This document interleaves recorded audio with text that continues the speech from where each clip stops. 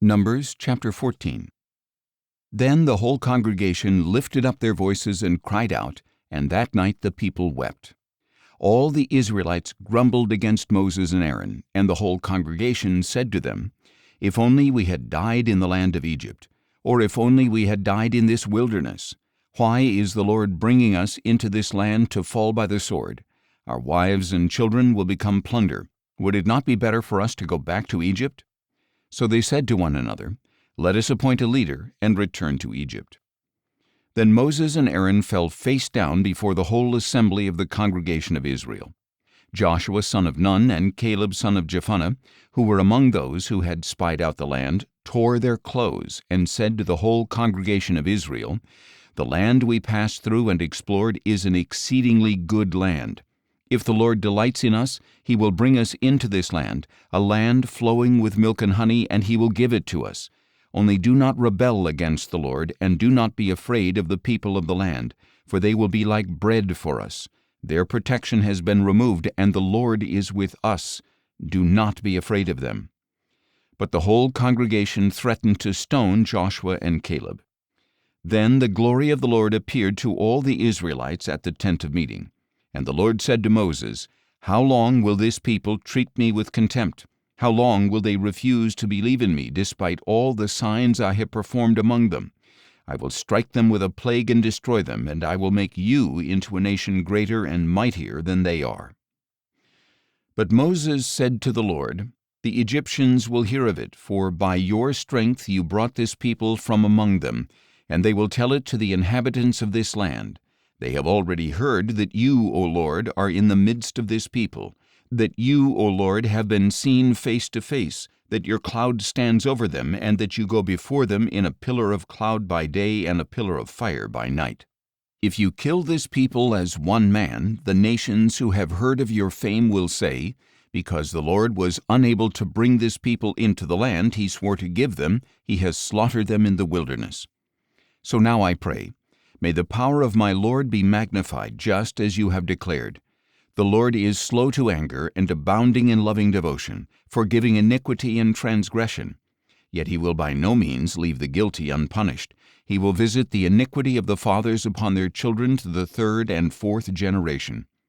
Pardon, I pray, the iniquity of this people in keeping with the greatness of your loving devotion, just as you have forgiven them ever since they left Egypt." "I have pardoned them as you requested," the Lord replied.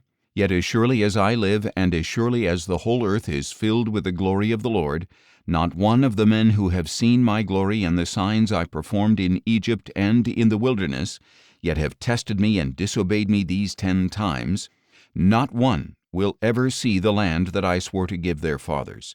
None of those who have treated me with contempt will see it. But because my servant Caleb has a different spirit and has followed me wholeheartedly, I will bring him into the land he has entered, and his descendants will inherit it.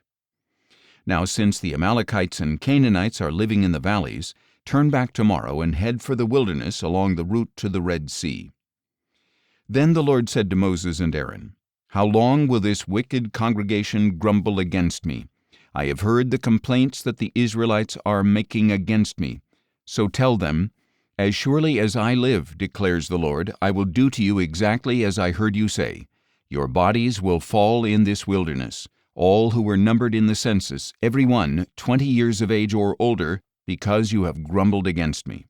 Surely none of you will enter the land in which I swore to settle you, except Caleb son of Jephunneh and Joshua son of Nun. But I will bring your children, whom you said would become plunder, into the land you have rejected, and they will enjoy it. As for you, however, your bodies will fall in this wilderness. Your children will be shepherds in the wilderness for 40 years, and they will suffer for your unfaithfulness until the last of your bodies lies in the wilderness. In keeping with the 40 days you spied out the land, you shall bear your guilt 40 years, a year for each day, and you will experience my alienation. I, the Lord, have spoken, and I will surely do these things to this entire wicked congregation which has conspired against me. They will meet their end in the wilderness, and there they will die." So the men Moses had sent to spy out the land, who had returned and made the whole congregation grumble against him by bringing out a bad report about the land, Those men who had brought out the bad report about the land were struck down by a plague before the Lord. Of those men who had gone to spy out the land, only Joshua son of Nun and Caleb son of Jephunneh remained alive. And when Moses relayed these words to all the Israelites, the people mourned bitterly. Early the next morning they got up and went up toward the ridge of the hill country. "We have indeed sinned," they said, "but we will go to the place the Lord has promised."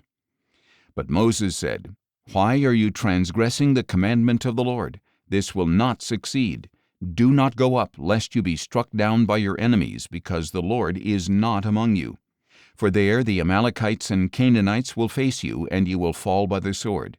Because you have turned away from the Lord, he will not be with you." But they dared to go up to the ridge of the hill country, though neither Moses nor the ark of the covenant of the Lord moved from the camp. Then the Amalekites and Canaanites who lived in that part of the hill country came down, attacked them, and routed them all the way to Hormah.